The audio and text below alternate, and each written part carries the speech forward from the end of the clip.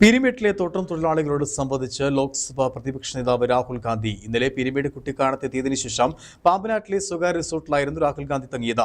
ഇന്ന് രാവിലെ തിരികെ മടങ്ങുന്നതിനിടയിലാണ് ഗ്ലെൻമേരിയിലെത്തി തോട്ടം തൊഴിലാളികളെ നേരിൽ കണ്ട വിവരങ്ങൾ ചോദിച്ചറിഞ്ഞത്.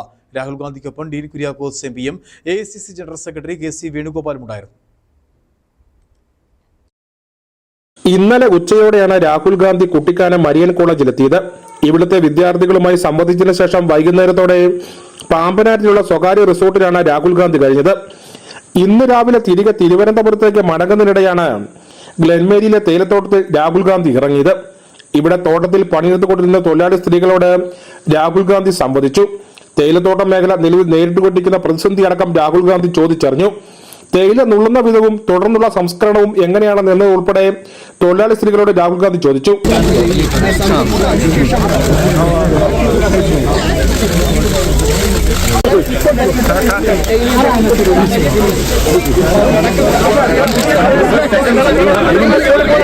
രാഹുൽ ഗാന്ധിക്കൊപ്പം Idukki MP Dean Kuriakose, AICC general secretary KC Venugopal, Idukki DCC president CP Mathew അടക്കമുള്ള നേതാക്കളും മറ്റ് ജനപ്രതിനിധികളും ഉണ്ടായിരുന്നു.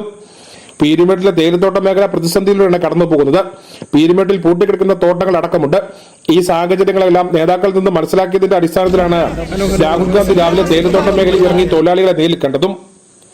Nijil K. Mathew, Idukki vision news, Peermade.